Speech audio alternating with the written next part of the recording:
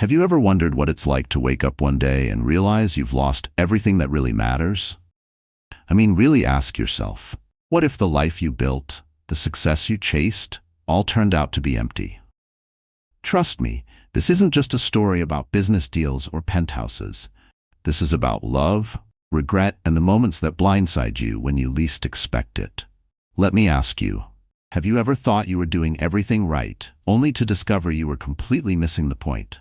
Nathan Ashford thought he had it all: the big city view, the money, the respect, and the woman he loved. But all it took was one rainy night, one silent apartment, and one letter on a pillow to tear his whole world apart. I want you to feel this with me, because if you've ever taken someone for granted or wondered if it's too late to change, this story is for you. Stick with me, because what comes next just might break your heart, or maybe help you find your own. Believe me, you don't want to miss this. The letter inside didn't just say she was leaving. It forced him to confront a stranger in the mirror, a man he never meant to become. This is a story about a lifetime of regret, an endless search for someone lost, and the painful journey of a man trying to recover the part of himself he gave up for ambition. Let's get started. The rain poured down over Los Angeles in endless gray sheets, blurring the glow of traffic lights far below.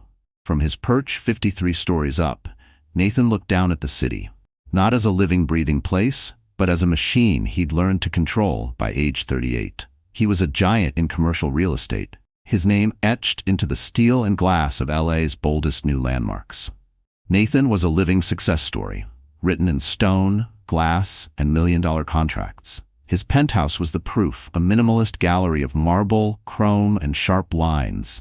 It felt less like a home and more like an art exhibit designed to radiate power and status. But Nathan was starting to realize that all this beauty was hollow.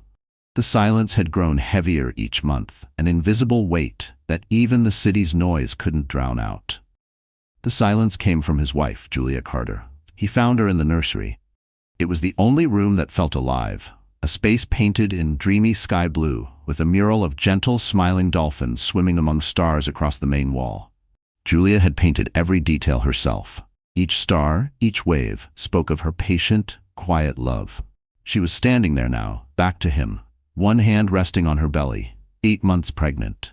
The painter called, Nathan said, his voice echoing slightly in the open living room as he walked toward her, loosening his silk tie. Rewritten content in American English. Names, age, setting consistent with previous part. The knot in his tie was no longer a symbol of victory in another day's corporate battle. The painter called, Nathan said. The shade of white you wanted for the trim, Arlington lace, it's on back order. He suggested we just use pure white.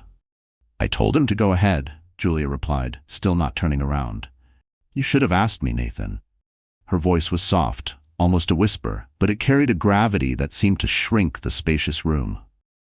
It's just white paint, Julia. It doesn't make a difference, he said, stepping closer. His hands almost reached out to her waist, longing for that familiar comfort, but he hesitated. There was a fragile tension around her, a force field of unspoken feelings he didn't know how to cross. It does make a difference to me, she finally said, turning her face toward him. The warmth and light that usually lived in her features had faded. Her large hazel eyes, once shining with open adoration, now seemed tired and sorrowful. Arlington has a softer, warmer undertone.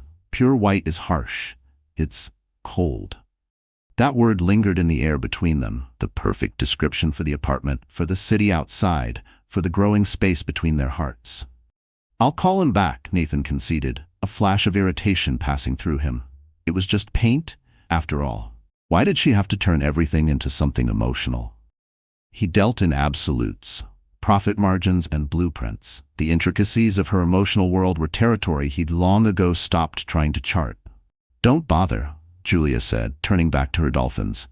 It's already done. Later that night, dinner was another silent ritual.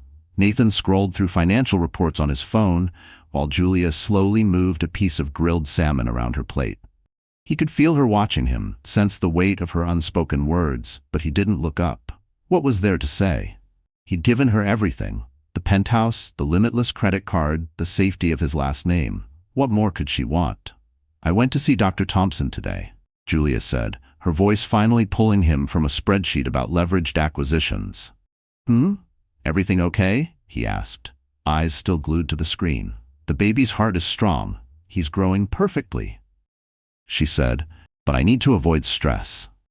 Good, Nathan murmured, typing a quick reply to his COO. If you're overwhelmed, we'll hire a third housekeeper. A small, sad smile touched Julia's lips, a look he hadn't seen before, one that almost seemed like pity. That's not the kind of stress I meant, Nathan. He finally put his phone down, forcing himself to meet her gaze. What is it, Julia? What's wrong? Is it about the fundraiser on Saturday? If you don't want to go, we won't. I'll make an excuse. It's not the event, she said, her eyes filling with tears. It's us. You're here, but you're a million miles away. You look at me, but you don't see me. You're having a child with me, but I feel utterly, completely alone. Rewritten content in American English, names, age, setting consistent with previous parts. The accusation stung. It felt unfair. Nathan was working himself to the bone for them, for their future, for this child. That's not true, he said, his voice suddenly defensive. Everything I do is for you, for this family. No, Nathan, Julia whispered, and the certainty in her voice sent a chill through him. Everything you do is for the next deal, the next building, the next win. I just happen to be living in one of them. She stood up, leaving her plate untouched on the table, and quietly walked to their bedroom, closing the door softly behind her. The sound of the latch was as loud as a gunshot in the silent apartment. Nathan sat there for a long time, the pale light of his phone screen reflecting on his face, which was now set in a hard, resentful mask. He didn't understand. He had given her the perfect life. He'd built her a golden cage, filled it with every luxury, and still, she was unhappy. He picked up his phone again, letting himself fall back into the comfort of numbers and deals. That world made sense to him. There was a zoning problem in Westwood that needed his attention. He could solve that. It was a problem with a clear answer.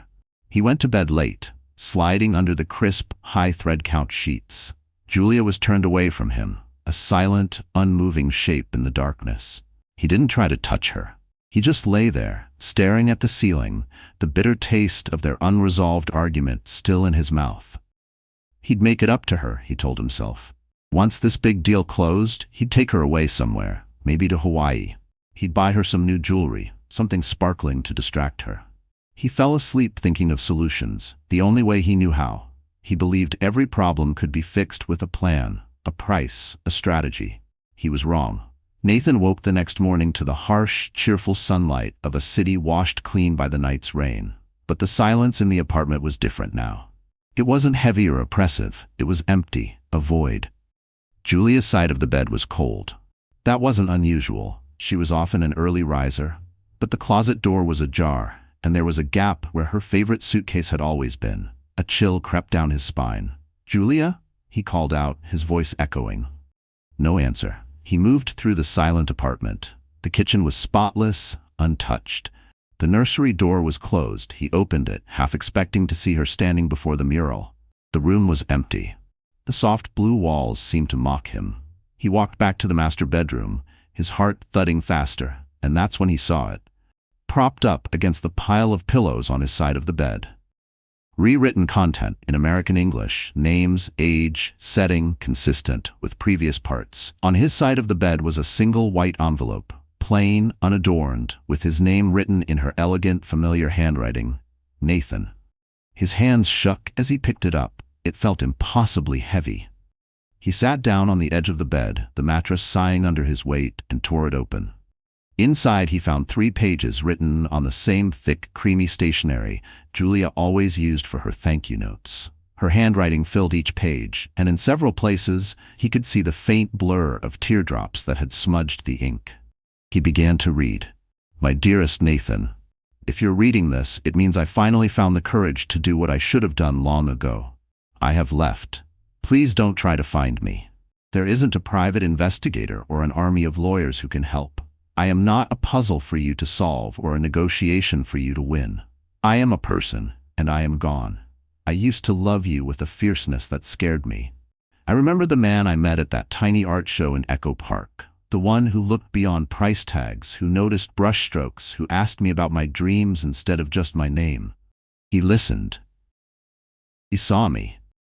I don't know where that man went, Nathan, but he hasn't lived in this apartment for a very long time. You've given me a beautiful cage, but I have been slowly suffocating inside it.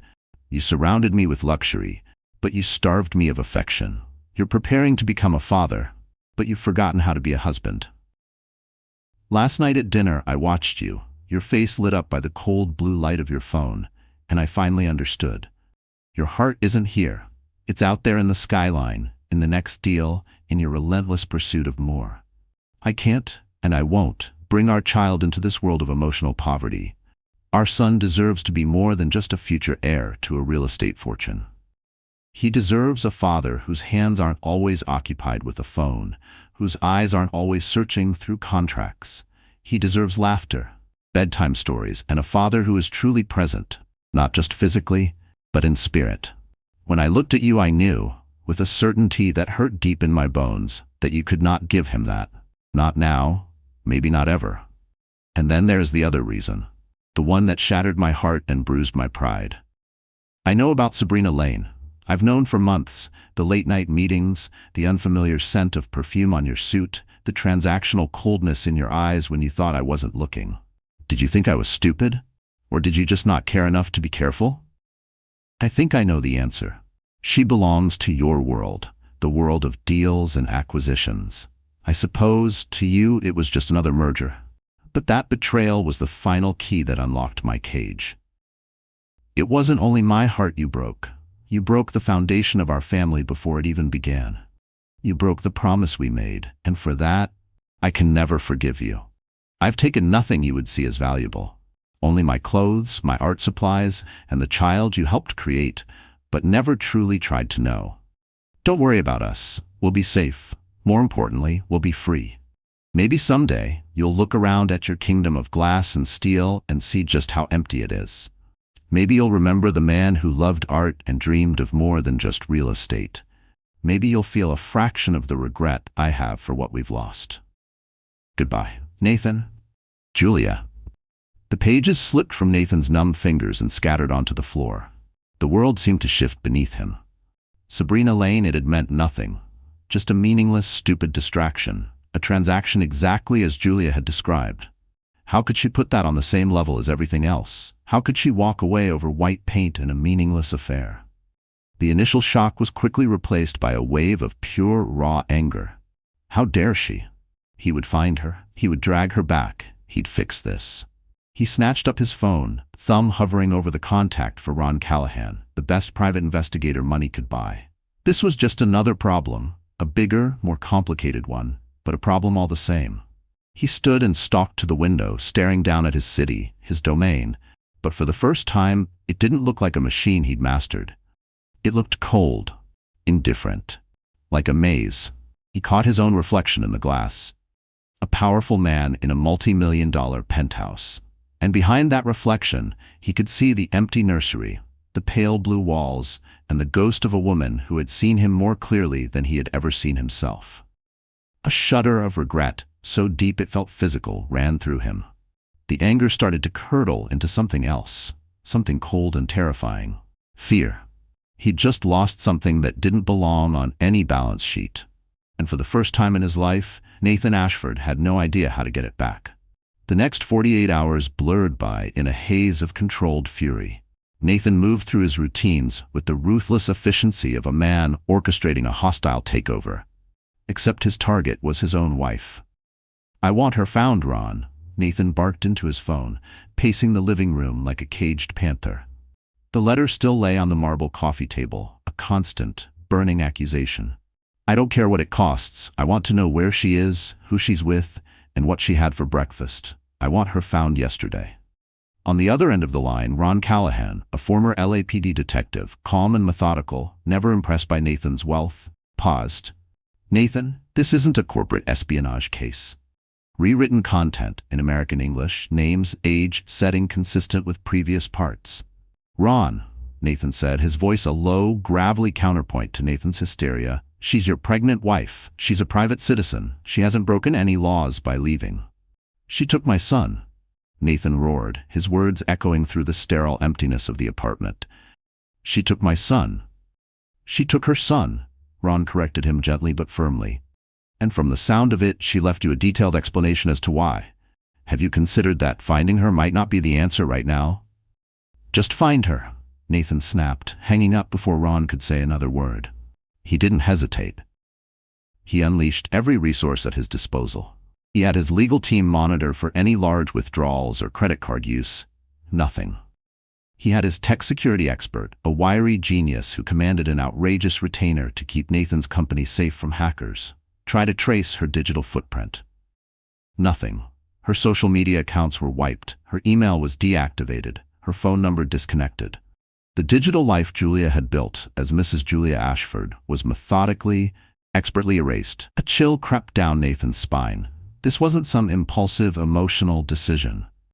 This was planned, carefully, maybe for weeks, maybe even months. While she'd been sitting at dinner, smiling sadly at him, she'd been plotting her escape. His second call was to Sabrina Lane. She answered on the second ring, her voice low and suggestive. I was wondering when you'd call.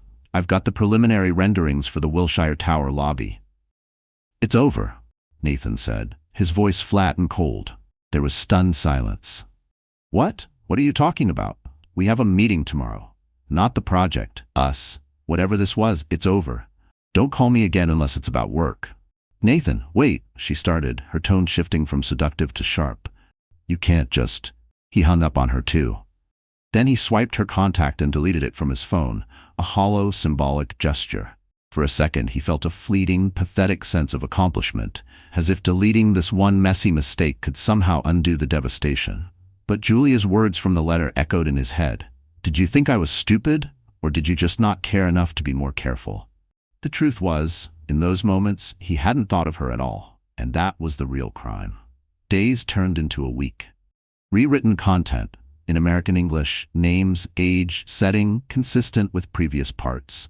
Ron's initial reports were thin, frustratingly so. Julia had withdrawn a moderate amount of cash, $10,000, from a joint account 2 weeks before she left. Enough to live on for a while, but not enough to draw attention. She had quietly sold some of her own jewelry, pieces she'd owned before meeting Nathan, through a discreet private dealer and took the payment in cash. She hadn't used her driver's license or passport. She hadn't purchased any plane or train tickets under her name. She took a cab to Union Station, Ron reported over the phone a week later. Paid in cash. We lost her in the crowd. She could have gotten on any train, any bus, or even just walked out the other side and hailed another cab. She knew where the cameras didn't reach. She's smart, Nathan. So find someone who saw her, Nathan demanded. We're trying, Ron replied. But she wore a baseball cap and sunglasses, in a city of 4 million people, all just trying to mind their own business. She might as well have been invisible. The power Nathan wielded so precisely in business meant nothing here. He couldn't intimidate a ghost. He couldn't threaten a memory. He started to come undone. He snapped at his staff. A multi-million-dollar negotiation for a prime piece of Century City real estate stalled because he was too distracted, too volatile. His empire, which had once seemed so solid and untouchable, started to show hairline cracks. He couldn't stand being in the penthouse. Every surface screamed of her absence. The half-finished painting in Julia's art studio, a wind-swept coastline he didn't recognize, stood as a silent monument to her abandoned life. Nathan found himself wandering into the nursery. The soft blue walls seemed to close in on him. He reached out, touching the painted dolphins, his fingers tracing the lines he had so often watched Julia paint. He had walked past her with a nod and a distracted smile, never really appreciating the love she poured into those walls. To him, it had just been decorating. To her, it was building a world for their son. One evening, unable to bear the silence, Nathan went to the bar at the Wilshire Grand Hotel, a place of crystal and quiet luxury where he'd often taken Julia for celebratory drinks. He ordered a Macallan 25, the expensive scotch doing little to numb the ache in his chest. As he stared into the amber liquid, a memory floated up. 2 years ago, their first anniversary. He had just closed the biggest deal of his career. He brought her here and gave her a diamond necklace, a string of flawless icy stones. She'd smiled, thanked him, and worn it that night. But later, as she took it off, she had said, "It's beautiful, Nathan. But you know what I would have loved? A picnic in Griffith Park." Just us. No phones. He had laughed it off. Darling, rewritten content, in American English, names, age, setting consistent with previous parts. I don't do picnics. I do this, Nathan had said, gesturing around at their lavish suite. Now, sitting alone at the bar, that memory hit him like a physical blow. He hadn't been listening at all.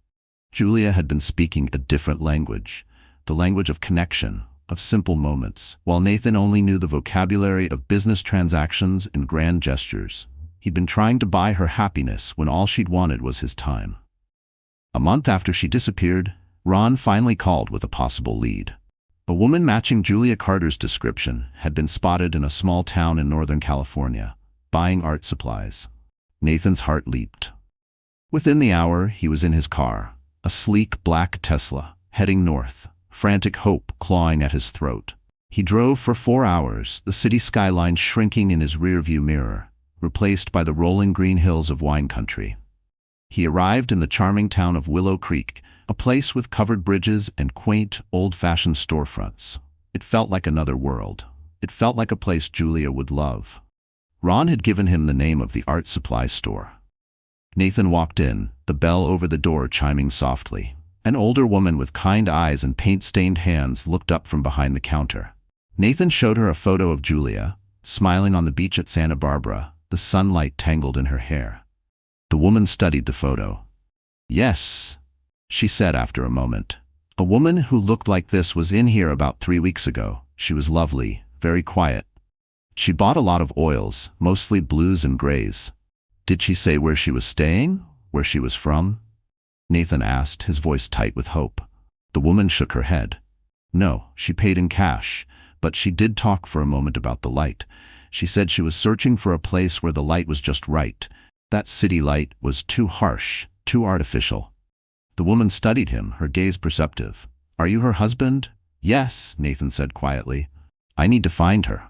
It's urgent. She's pregnant, Nathan pleaded. The woman's kind expression hardened a bit.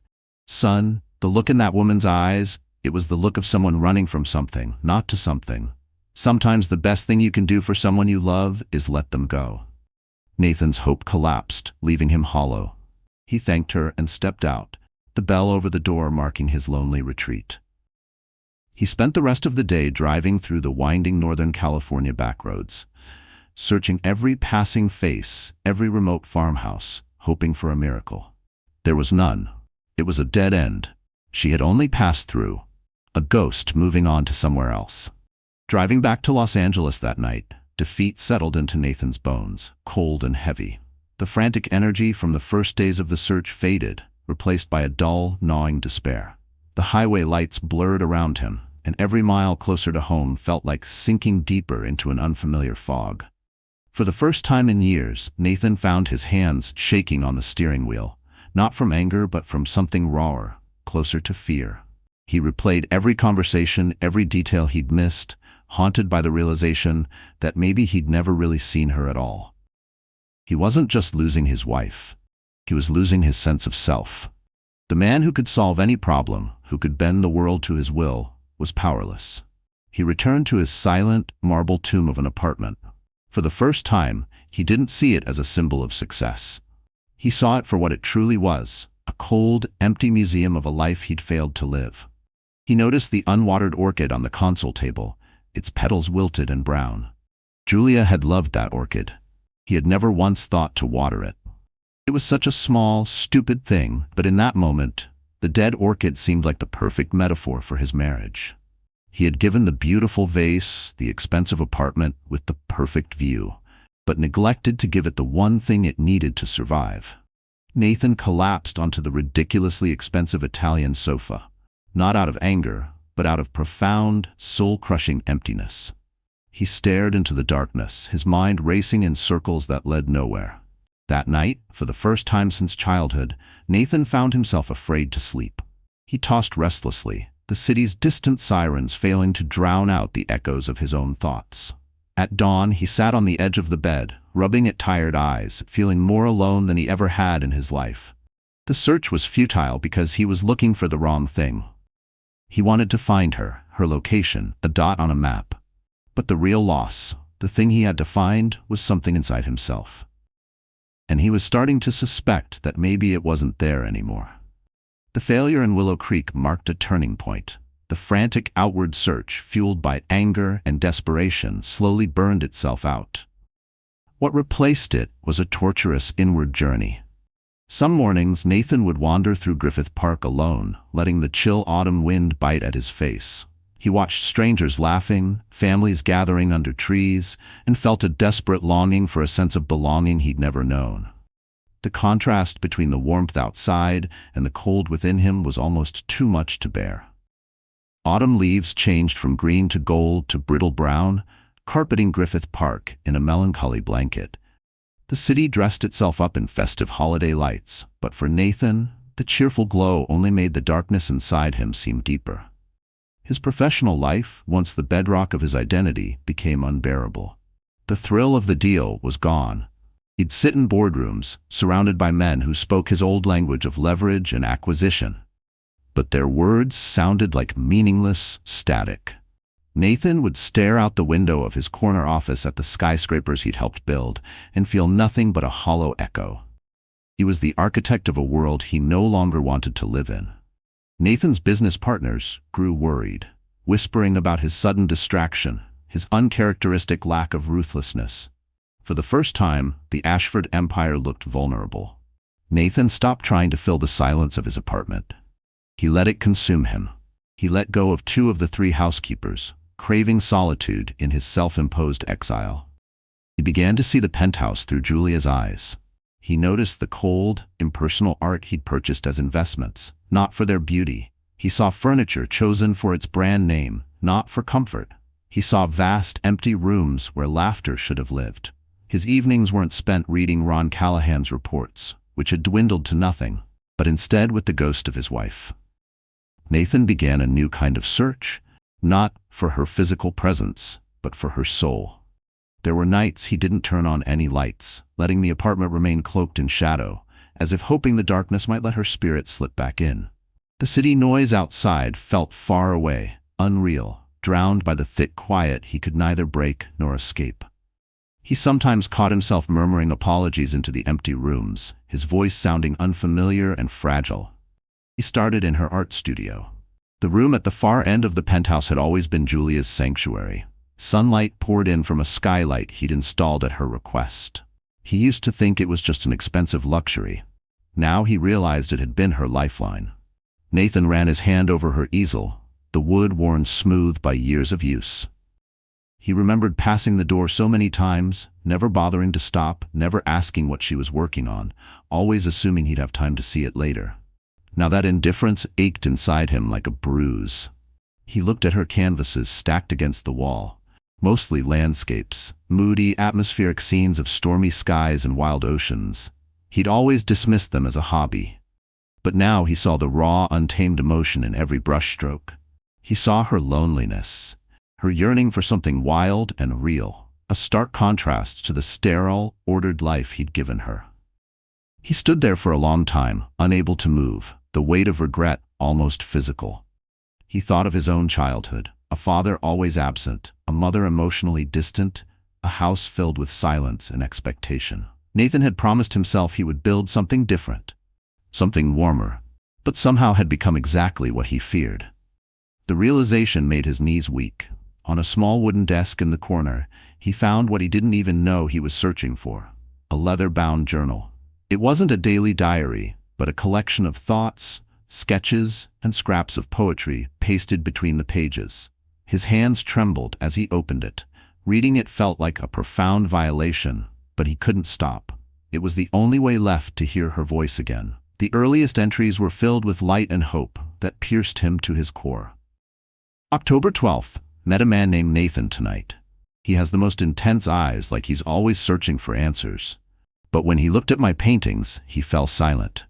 He didn't talk about price or value. He asked me what I was feeling when I mixed the blues for the sky. I think I'm in trouble. Nathan had to close the journal, a sob rising in his throat. He remembered that night, remembered being struck by Julia's sincerity, a quality as rare as a flawless diamond in his world. He had been that man once. Where had he gone? The realization hit him with shame and longing so intense it bordered on grief. How had he drifted so far from the only version of himself he'd ever truly liked? He forced himself to keep reading, following the slow, painful erosion of her hope. March 4th. Nathan closed the Grand Crest Tower deal. He was electric, a force of nature. He bought me a Cartier bracelet to celebrate. I wish he'd just come home and we could have ordered pizza and watched a movie together. The bracelet is beautiful, but it feels so heavy on my wrist. August 21st, I told Nathan I was pregnant. For a moment, just a moment, I saw the man I fell in love with. He was stunned, then his eyes lit up. He hugged me so tightly. He whispered, "We're gonna have a family." I cried with happiness. Please God, let this be real. Let this change things. The next entry was dated 2 months later. October 30th. He's planning, not for the baby, but for the heir. He talks about trust funds, boarding schools, and which wing of the penthouse will become the children's suite. He hired a consultant to design the nursery. I told her I wanted to paint it myself. She looked at me with pity. I am becoming a decorative feature in my own life, in my own child's life. Nathan's chest tightened as he read her words. He realized with painful clarity that so many of his decisions had been about controlling outcomes and appearances, not about love, not about creating a home. He thought of his own mother's voice, cool and proud, reminding him as a child that love is a distraction. It was a lesson he had learned too well. The most painful entries were about Sabrina Lane. Julia never used her name, she was just her. February 11th, he came home late again. He smelled of jasmine and ambition, a perfume I've smelled before, on a scarf in his car. It's not just the betrayal of the body, it's the betrayal of the mind. He shares a world with her that I can never enter, a world of sharp edges and cold calculations. I think he finds it more exciting than my world of soft colors and quiet love. Maybe he's right. Nathan threw the journal across the room. It hit the wall with a dull thud and fell to the floor. Pages splayed open.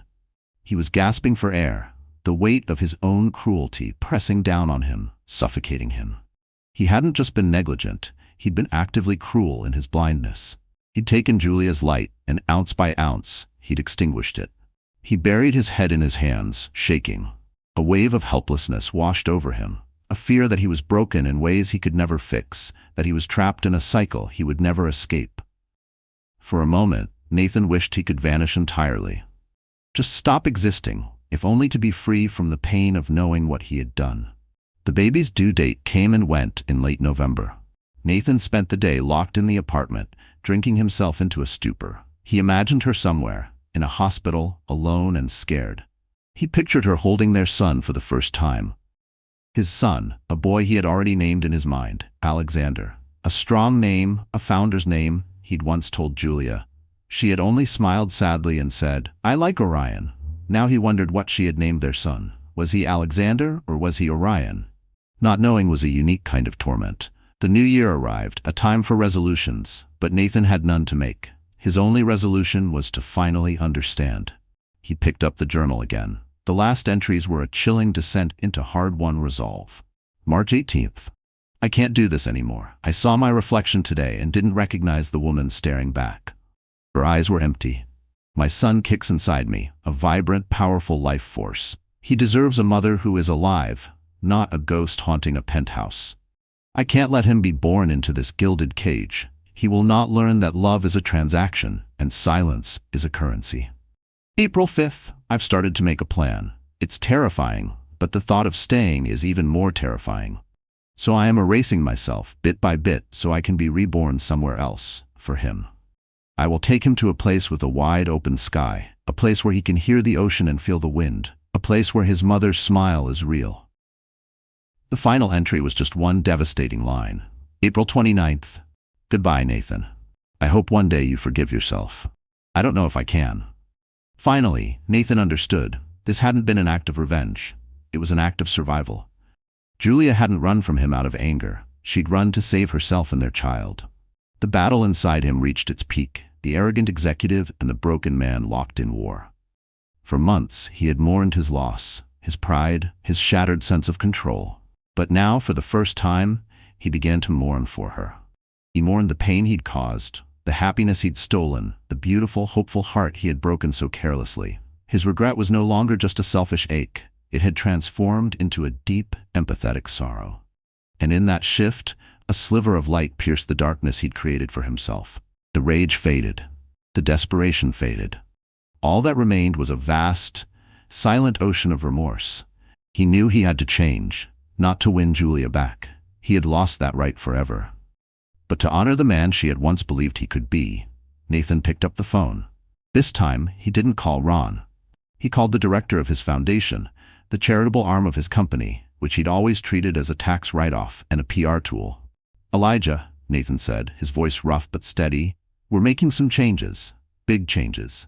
Liquidate our stake in the Meridian project, all of it. We're starting a new fund, a grant for undiscovered artists, specifically young women. We'll call it the Julia Carter Grant." He was deconstructing his empire, piece by piece, and he was trying to build something Julia might have admired. It was too little, too late. Nathan knew that, but it was a start. It was an apology whispered into the void, a penance for a lifetime of mistakes. He was only beginning to understand. He wasn't searching for his wife anymore. He was searching for his own soul. The years that followed brought a slow, steady dismantling of the man Nathan Ashford used to be. It wasn't a dramatic, overnight transformation. It was a gradual, exhausting chipping away at decades of hardened ego. Regret was his constant companion, a shadow following him through the now quiet halls of his life. There were nights in the bungalow when Nathan would wake, heart pounding, unsure for a moment where he was. The silence pressed in from every side. No Julia's quiet laughter, no footsteps echoing down the hall, no faint music from her studio. The loneliness was so complete that sometimes he would reach for his phone and start to type her number, only to stop himself with a wave of bitter shame. He began taking long, aimless walks at dusk, hands deep in his pockets, letting the ache settle in his bones. He started by selling the penthouse. The decision shocked his business partners and even made the society pages that once chronicled his every move. To them, the Wilshire penthouse was the ultimate symbol of his arrival, the pinnacle of success. To Nathan, it had become a mausoleum of his failures. Every marble surface, every echoing hallway was a painful reminder. He sold it at a loss to an overseas investor, not caring about the money. He just wanted out. Nathan moved into a modest but elegant Spanish-style bungalow in Silver Lake, a neighborhood with tree-lined streets and a sense of history. The space was smaller, cozier, filled with wood and books instead of chrome and glass. For the first time as an adult, he lived in a home, not a monument to himself. He began systematically restructuring his company. The aggressive, almost predatory tactics that had made him a legend were phased out. He pulled out of deals that would displace longtime residents. He invested in green building practices, championed projects with community spaces and affordable housing. His old rivals called him soft. His COO, a man who'd once worshipped Nathan's cutthroat drive, resigned in protest. Nathan let him go without a fight. Profit was no longer the only measure of success. Now he was building a legacy that Julia Carter would not have been ashamed of. The Julia Carter Grant became Nathan's quiet obsession. He poured millions into it. Not just his money, but his time. The man who once ignored his wife's art now spent weekends in dusty studios across downtown and Echo Park, talking to young artists. He learned to listen again, learned to see the world not as a balance sheet, but as a canvas of emotion and hope. In every earnest, paint-splattered young woman, he saw a piece of Julia. Still, even as he devoted himself to the grant, Nathan wrestled with the nagging feeling that nothing would ever be enough. He sometimes lay awake wondering if all this good, every scholarship, every smile, was just a self-serving effort to ease his own conscience. He feared that if Julia knew, she might see through him, see only a man running from guilt, not toward virtue. That quiet doubt was his nightly companion. He was funding their dreams in a desperate, maybe futile attempt to atone for having crushed hers. He never stopped paying Ron Callahan. The PI became less of a detective, more of a confessor. Once a month, they'd meet for coffee. The pretense of an active search long faded. The meetings had become a ritual of remembrance. "Anything?" Nathan would ask. The question now a hollow echo, more habit than hope. "Nothing," Ron would reply gently. "It's been 5 years. Her trail is colder than a morgue slab. She did a masterful job." She was masterful at everything she cared about, Nathan would say, a sad smile touching his lips. He no longer felt any anger at Julia's skill in disappearing, only a deep sense of respect. He never dated. Women were still drawn to him. The aura of power, though faded, lingered now, layered with a tragic romantic mystique. But Nathan was uninterested. It would feel like a betrayal, not to Julia, but to the memory of his own failure. Some nights, Nathan wondered if he was even capable of letting anyone else in. He'd try to imagine what it would feel like to move on, to start again, but the thought always left him hollow. Every casual invitation, every admiring glance, felt like another reminder of how much he had lost and how little of himself he had left to offer. His solitude became both a punishment and a strange kind of safety. He lived like a monk in a monastery of his own making, his life a quiet act of penance. He kept only a few mementos from his time with her. The half-finished painting from her studio now hung over the fireplace in his Silver Lake bungalow. The landscape of the windswept coast was a daily reminder of the world she had longed for. He also kept her journal, not to torture himself with painful memories, but as a sacred text, a guide to the man he was still trying to become. On especially quiet evenings, Nathan would take down the journal, tracing his fingertips over Julia's handwriting, searching for new meanings in words he'd read 100 times before. Sometimes he found comfort in the repetition. Other times, he was left aching, convinced he would always fall short of the hope she'd once had for him. One crisp autumn evening, 7 years after Julia disappeared, Nathan was at a small gallery in Echo Park, attending an exhibition for one of the first recipients of the Julia Carter Grant. The artist, a fiercely talented young woman named Isa Rowan, was giving a speech. "I wouldn't be here without this grant," Isa said, her voice thick with emotion as she stood before her large, vibrant canvases. "It's not just the money, it's the belief. The founder of this grant, who wishes to remain anonymous, gave me the freedom to fail, the space to create, and the encouragement to speak my truth through my work. It's a gift of presence, not just of wealth, a gift of presence." The words hit Nathan like a blow. It was the very thing Julia had accused him of never giving her. He stood at the back of the crowded gallery, a ghost in his own life, and felt a tear slide down his cheek. He had finally become the man Julia had needed, but 7 years too late. The applause was a distant roar in his ears. He wanted to disappear, to slip out into the cool night air and be alone with his thoughts, but he stayed, partly out of duty, partly because something in Isa's words held him captive. Later, as the crowd thinned, Isa approached him. "Mr. Ashford, thank you for coming. It means the world to me." She knew, as all the recipients did, that he was the anonymous founder. "Your work is extraordinary, Isa," he said quietly. "You have a powerful voice." "I had a good teacher," she said, smiling. "My mentor. She's the one who encouraged me to apply for your grant. She's an artist herself, though she rarely shows her own work these days. She always says her masterpiece is her son." A strange stillness came over Nathan. The hum of the gallery seemed to fade. "Your mentor?" he asked, his heart suddenly pounding. "Yeah, she's amazing." Isa gushed, unaware of the storm rising inside him. "She lives up in Oregon, in a tiny town on the coast called Cannon Beach. She moved there years ago from back east. Her name is Julia Carter Vance." The world spun. Vance, Julia's mother's maiden name. Oregon, a tiny town on the coast, the windswept landscape in the painting above his fireplace. The pieces he'd chased for 7 agonizing years slammed together in one blinding, beautiful moment of clarity. Isa was still talking. "Her son, Orion, is the sweetest kid. He's about 7 now, the spitting image of her. Orion, not Alexander, Orion." Nathan could hardly breathe. A rush of emotions, shock, disbelief, terror, and an overwhelming joy so intense it hurt. She was alive. She was okay. She had a son, his son. "Mr. Ashford, are you all right?" Isa asked, her face suddenly full of concern. "You look as white as a ghost." Nathan swallowed hard and forced a nod. "Yes, I'm fine. Just a bit overwhelmed by the beauty of your work," he managed, giving her a weak smile. "Excuse me, I need some air."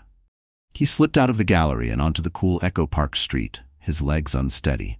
He leaned against the old brick building, gulping in the night air. After 7 years, 2,555 days of regret, he had an answer.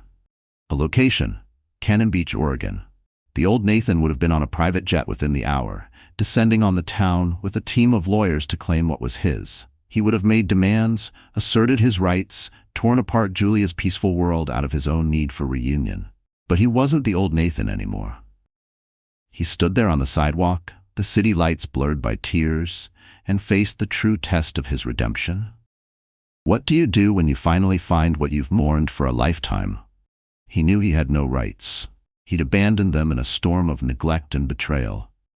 To show up at her door would be an act of supreme selfishness, destroying the peace she had fought so hard to build for herself and their son. His penance required one final sacrifice. To truly love her, he would have to let her go. Even now, knowing where she was, he could not, would not be the storm that wrecked her beautiful windswept coast. But he had to see his son. Just once.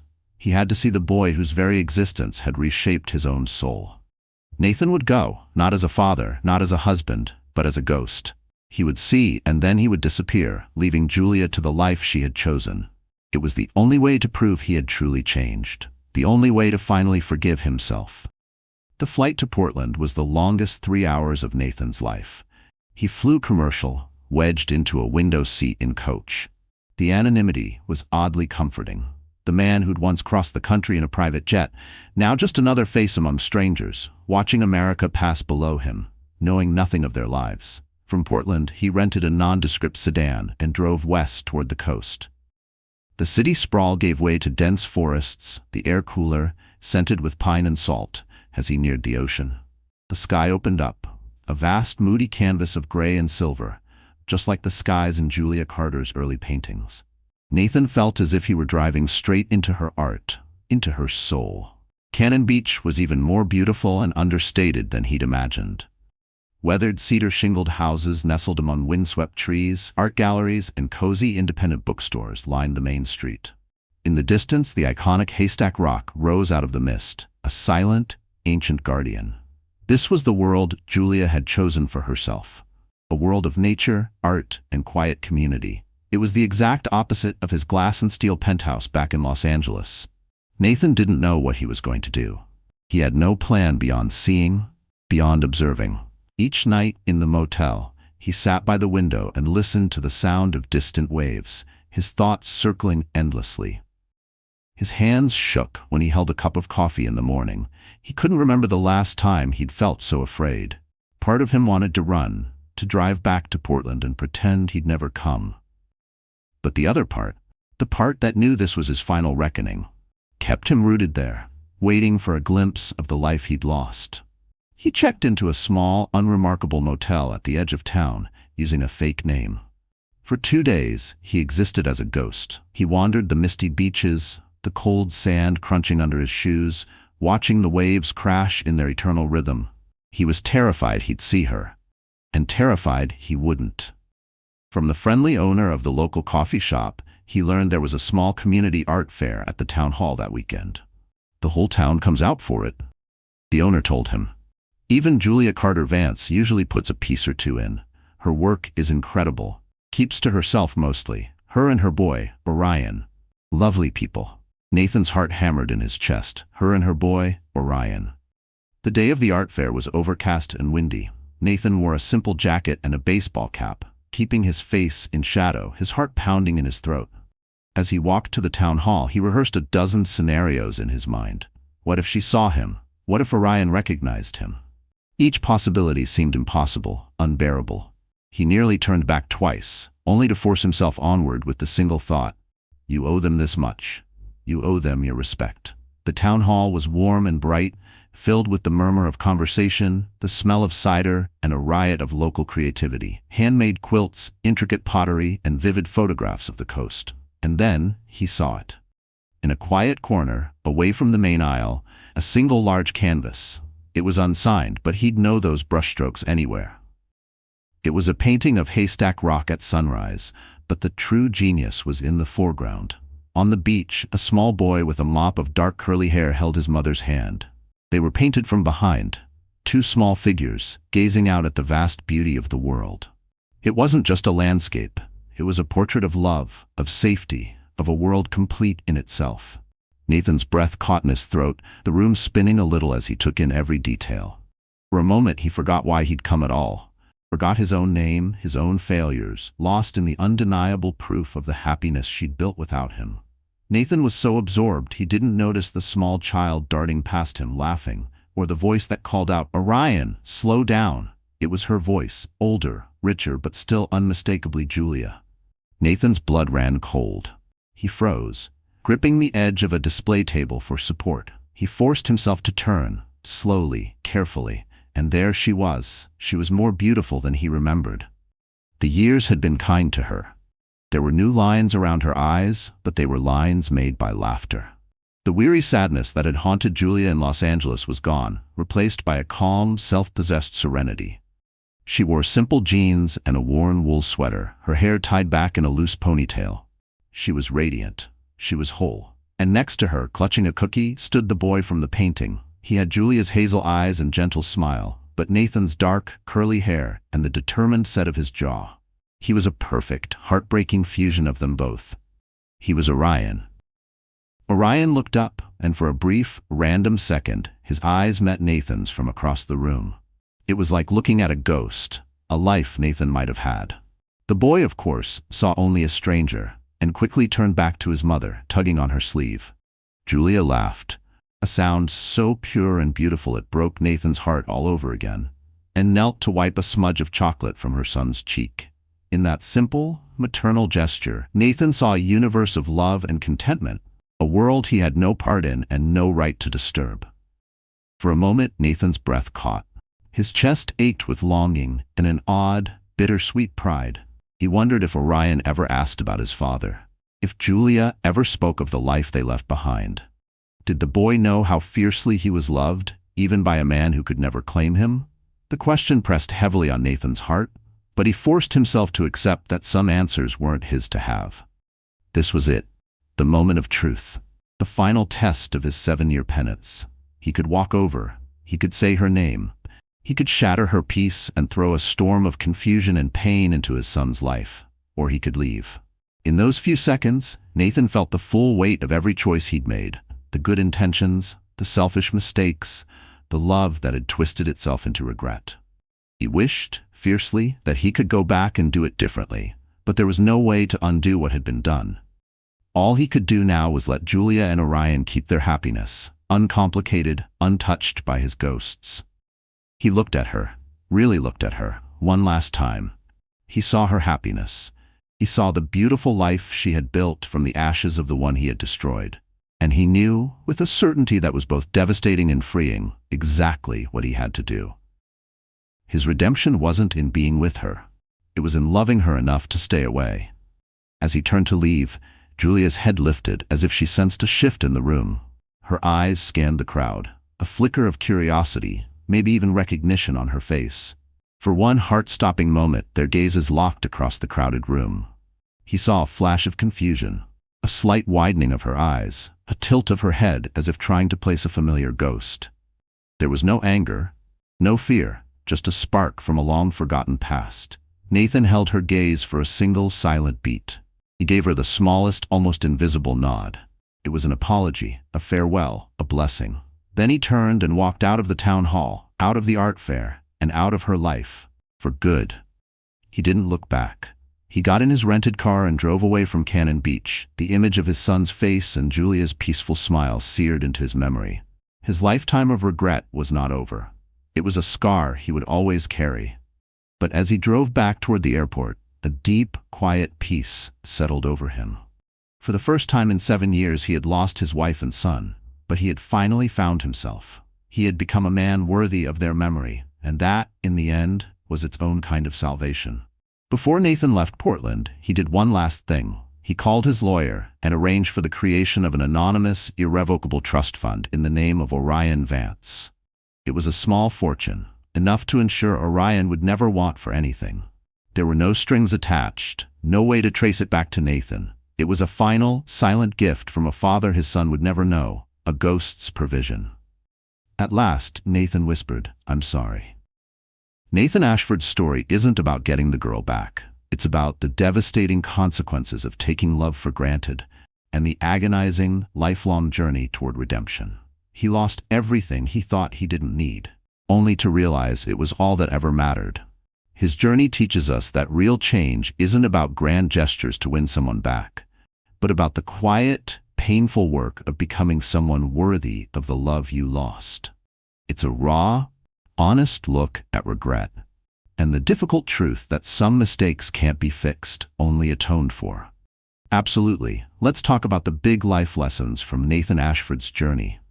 And honestly, if you're still here with me now, I know there's something in this story that touched you too, maybe in a way you didn't expect. So let's look at it together, just you and me, like friends figuring out life after the story fades.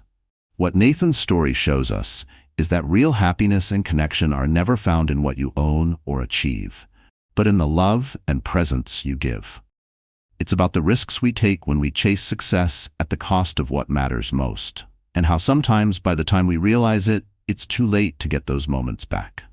Maybe you felt it too, the regret of words left unsaid, or love taken for granted until it slips quietly out of your life. But here's the deeper truth, one that matters for all of us. Healing doesn't come from big, dramatic gestures or rewriting the past. It comes from facing yourself honestly, owning your flaws, and having the courage to change who you are moving forward. It's the quiet, patient work of making yourself worthy of love, not to win someone back, but simply because it's right. Nathan's journey is raw, it's honest, and it hurts because it's so real. But it also reminds us that even after the worst heartbreak, there's still hope for redemption. As a favorite quote from Heterodox Wisdom says, "The wound is the place where the light enters you."